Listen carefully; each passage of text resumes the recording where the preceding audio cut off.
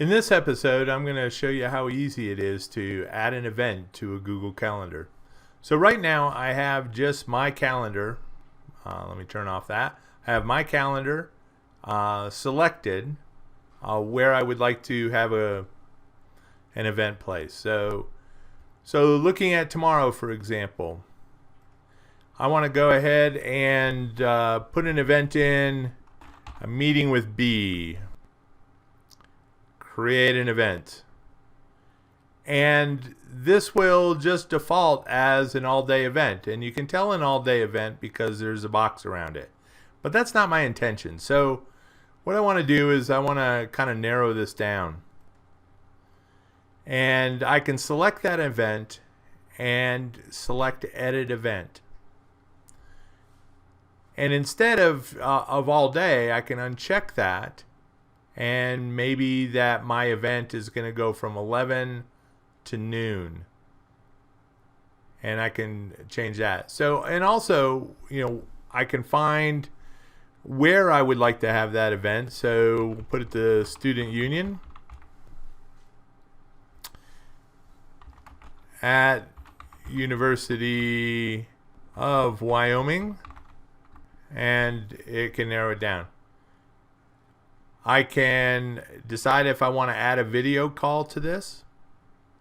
We'll do that at another time. The calendar, as I mentioned, I want to put it on my calendar, but I could also put it on any other calendar where I am an owner.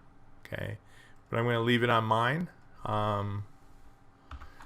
And I can talk about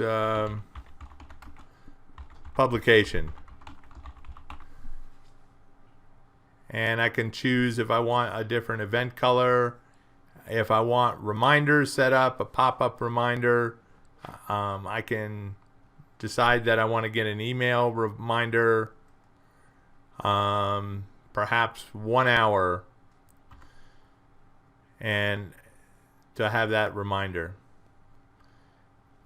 Show me as busy to anybody that happens to be looking at my calendar. And the privacy is set at default. And we'll talk about privacies another other time. Any guests, I can also add a guest if I wish. And I can add, for example, add Bernadette's information. And she is now a guest. As a guest, she can modify this event. She can also invite others.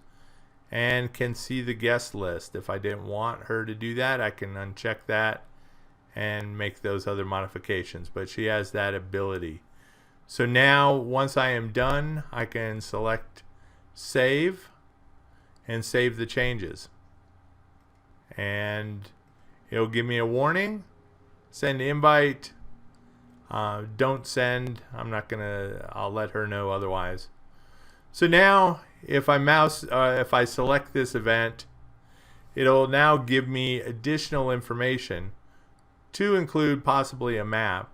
I can decide if I'm going yes, no, or maybe because I've added guests. And once again, that gives me the ability to edit the event. If I want an event that goes multiple days, perhaps I wish to have some vacation, so I can put a vacation in and create an event, and it will span all those particular days. So that can be quite useful. And once again, I can edit it where maybe these are not all day events. Maybe this is starting at 10 o'clock and running to 11. And I can make that change. And it'll indicate a time when that particular change is, that change for event. That is all there is to creating an event in Google Calendar.